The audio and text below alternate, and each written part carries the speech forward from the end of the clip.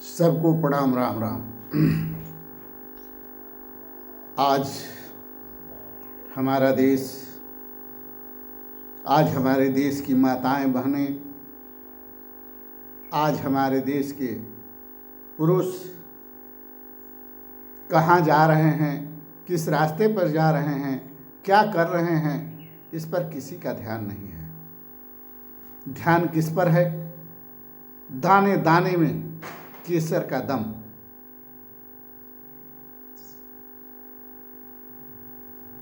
ताश खेलो, पत्ता खेलो, जुआ खेलो, दारू पियो, गुटखा खाओ, भांग पियो, हीरोइन पियो, चरस पियो। इसकी प्रचार कौन कर रहा है? नेता, अभिनेता। इसका प्रचार कौन कर रहा है? नेता, अभिनेता। इसका सेवन कौन कर रहा है? नेता, अभिनेता। देश में इसका प्रचार प्रसार कौन कर रहा है? नेता, अभिनेता। घर घर तक इसको कौन पहुंचा रहा है? नेता, अभिनेता। शिक्षा और बेरोजगारी कौन ला रहा है? अशिक्षा और बेरोजगारी कौन ला रहा है? नेता, अभिनेता। सुपरहिट कौन बन रहा है? नेता, अभिनेता। गंदगी कौन फैला रहा है? नेता, अभिनेता। झूठ कौन फैला रहा है? नेता, अभिनेता। और जो धर्म का काम कर रहा है, जो धर्म प्रचार कर रहा है, जो सनातन को जगाने का काम कर रहा है, जो शंकर जी को दूध चढ़ाने को कह रहा है, जो नशा से दूर होने को कह रहा है, जो नशा को बंद करने का प्रचार कर रहा है, जो नशा से आपको मुक्ति दिलाना चाहता है, उसे ढोंगी कहा जाता है, उसे भोगी कहा जाता है। और यह कह करके उसे अपमानित किया जाता है कि यह ढोंगी है, ये हमारे बच्चों को संस्कार से दूर भगा रहा है, यह हमारे बच्चों को संस्कार विहीन बना रहा है। जबकि हमारे भारत में एक समय था जो सिर्फ गुरु के द्वारा पढ़ाए जाते थे, गुरु धाम होते थे, गुरु की स्कूलों होती थी और गुरुशालाएँ होती थी।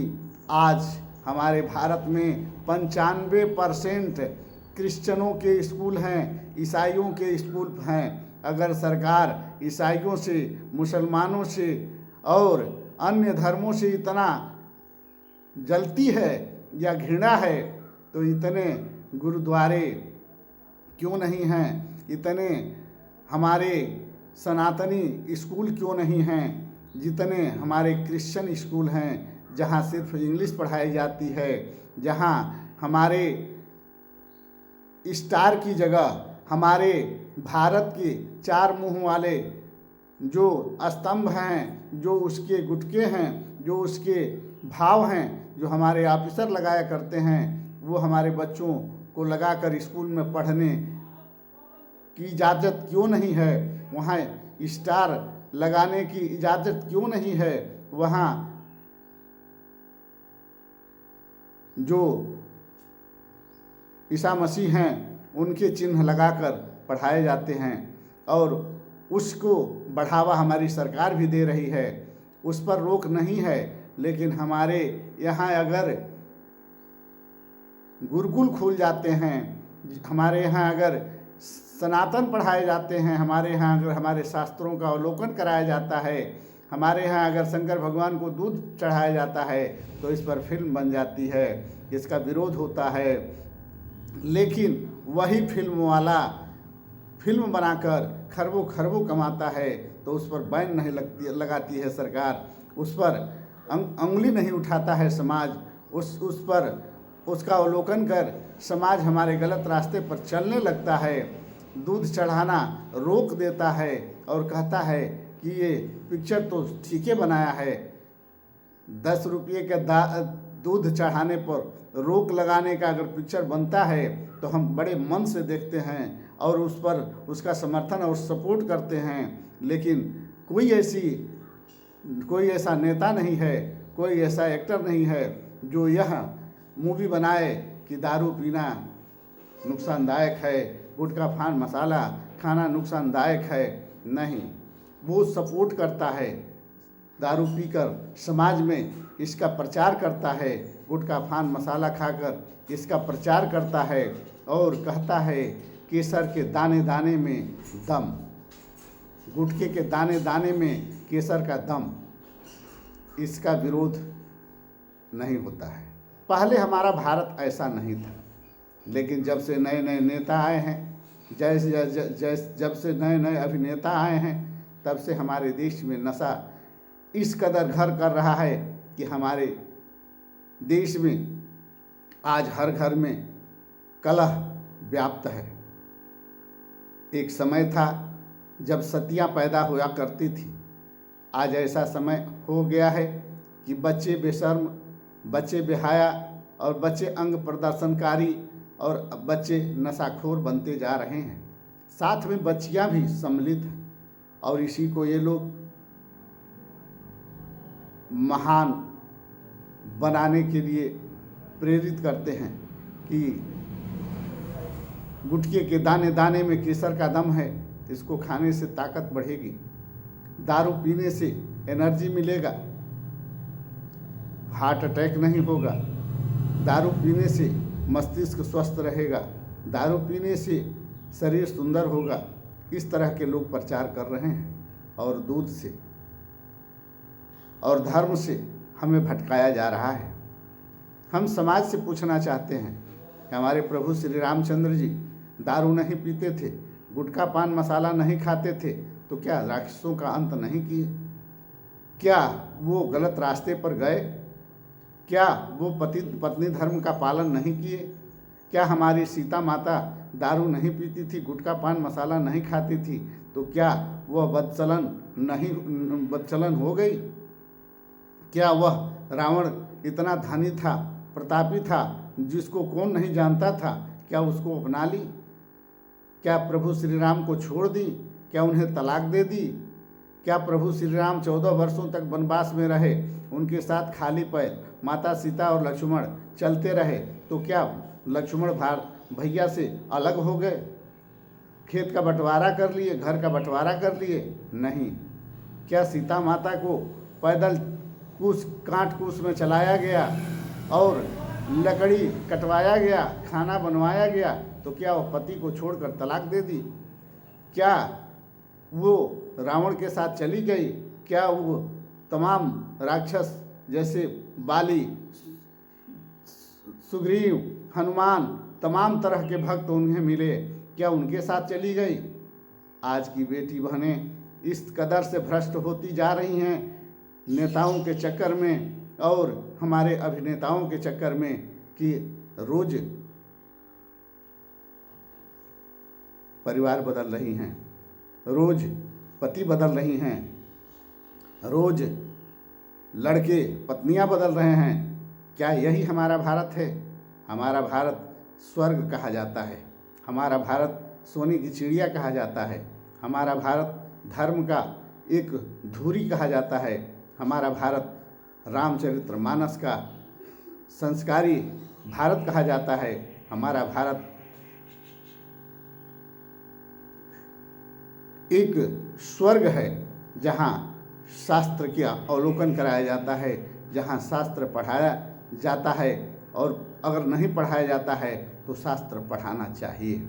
पहले शास्त्र पढ़ाए जाते थे तो हमारे बच्चे महान होते थे, वैज्ञानिक होते थे, बहुत बड़े बड़े ऋषि होते थे, महात्मा होते थे, गौतम बुद्ध होते थे, तुलसीदास होते थे, रहीमदास होते थे, कबीरदास होते थे, रविदास होते थे, वाल्मीकि होते थे। लेकिन आज हमारे धर्म को हमसे दूर करके गंदगी पढ़ाई जा रही है, दारू पिलाया जा रहा है, गुटखा पिलाया जा रहा है। आजकल आप लोग देख ही रहे हैं अडानी के जो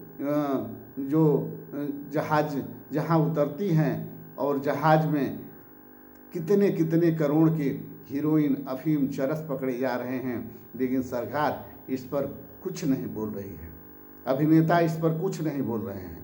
जो इस पर बोलेगा उसे सज़ा दे दी जाएगी, ईडी, CID भेज दी जाएगी। हमारे कहने का तात्पर्य ये है कि हमारा भारत राम का भारत है, यह हमारा भारत कृष्ण का भारत है, यह हमारा भारत हनुमान का भारत है, यह हमारा भारत प्रभु शिव का भारत है, यह हमारा भारत यही भारत है जिसमें कैलाश है, जिसको चाइना कब्जा कर लिया है, जिस पर हमारे प्रभु शिव निवास करते हैं। उस कैलाश को भारत अभी तक अपने आज़ाद नहीं करा पाया। जो भारत अपने देवी देवता को आज़ाद नहीं करा पाया, जो अपने भारत अपने सनातन को आज़ाद नहीं करा पाया, जो भारत के नेता अभिनेता अभी तक हमारे सनातन पर अंगुली उठाते हैं, और जो नेता अभिनेता 10 पास कर, 5 पास कर, 4 पास कर हमारे शास्त्र पर अंगुली उठाते हैं, उन नेताओं को हम वोट देकर सरकार में लाते हैं। जब इसी तरह के गधे को अगर ग से गधा, ग से गणेश की जगह ग से गधा पढ़ाया जाने लगे, और अ से अमीर और अ से प्रभु, र से राम और र से रहीम की जगह अगर र से रट्टू, र से रति और र से रंग पढ़ाया जाने लगे तो उस देश का क्या होगा। जिस देश में पहले गणेश से ग से गणेश पढ़ाया जाता था, आज ग से गधा पढ़ाया जाता है। पहले हमारे देश में पढ़ाने के तरीके भी अलग थे, रहने के तरीके अलग थे, चाल चलन अच्छे थे। आज सब कुछ परिवर्तित होता जा रहा है, और इसके दोषी हम और आप नहीं हैं, इसके दोषी नेता और नायक हैं। इसके दोषी नेता और हमारे अभिनेता हैं, जो हमारे देश को गड्ढे में ढकेल रहे हैं, और हम उनके बातों को मानकर उनके ही रास्ते पर चलने का प्रयास कर रहे हैं। हमें इन गंदे लोगों से बचना होगा, और अच्छे लोगों को चुनाव में जिताकर उन्हें सही जगह बिठाकर उनकी बातों को सुनकर और उनसे बच्चों को प्रेरणा देना होगा। जो हमारे देश में सनातन और हमारे देश में हमारे अध्यात्म और हमारे वेदों के साथ खिलवाड़ शुरू से होते आ रहा है, जो जन्म जन्म से होते आ रहा है, वो आज भी हो रहा है। और हमारे भारत में मदरसों की संख्या बढ़ती जा रही है, उसको तरह तरह की व्यवस्थाएं दी जा रही हैं। क्रिश्चियनों की कॉन्वेंट स्कूलों की संख्या बढ़ती जा रही है, और हमारे बच्चे भी उसी स्कूल में पढ़ रहे हैं, और हम भी पढ़ाने का प्रयास कर रहे हैं। जो हमारा धर्म है उससे बच्चों को दूर भगा रहे हैं, और हमारे बच्चों को अपने ही धर्म से दूर कर हम क्रिश्चियन के स्कूलों में एडमिशन करा रहे हैं। हम तरह तरह के इंग्लिश की तरफ हम अपने बच्चों को भगा रहे हैं, और गंदगी में लपेट कर उसे दारू गुटखा का आदी बना रहे हैं, और अपने धर्म और अपने शास्त्र को उससे दूर कर रहे हैं। तो यही हमारे देश की विडंबना है, यही हमारे देश की सबसे बड़ी कमी है। न इस पर सरकार बोल रही है, न इस पर अभिनेता बोल रहे हैं। हमारे धर्म के खिलाफ चाहे कोई भी बोले, कोई भी अंगुली उठाए, इस पर किसी तरह का कोई कानून नहीं बना है।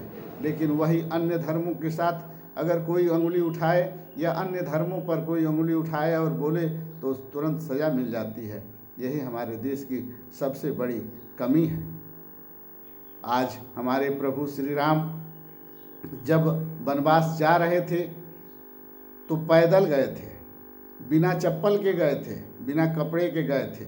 लेकिन आज के नेता और अभिनेता खरबों खरबों, करोड़ों करोड़ों, लाखों लाखों रुपए का सूट पहनकर, करोड़ों करोड़ों लगाकर, पिक्चर बनाकर अरबों अरबों कमा रहे हैं। और हमारे नेता गरीब के नाम पर, हमारे नेता निसहाय के नाम पर, किसान के नाम पर, मजदूर के नाम पर वोट लेकर खरबों खरबों की गाड़ियों में चल रहे हैं, अरबों अरबों की गाड़ियों में चल रहे हैं, और सारे वीआईपी कल्चर लेकर और अपने ऐशो आराम और सुख भोग रहे हैं। और हमारा गरीब आज गरीब का गरीब है, यहाँ तक कि वो न्याय से भी पीड़ित है, यहाँ तक कि वह अदालत से भी पीड़ित है, यहाँ तक कि वह न्याय, शिक्षा, चिकित्सा से भी पीड़ित है, उसे कुछ नहीं मिल रहा है और उसी के नाम पर हमारे नेता और अभिनेता राज भोग रहे हैं। इस पर विचार तो करना ही होगा।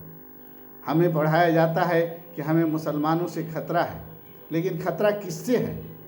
महंगाई कौन लाया? मुसलमान लाया कि सरकार लाई? मुसलमान नहीं लाया, सरकार लाई। तो खतरा किससे हुआ?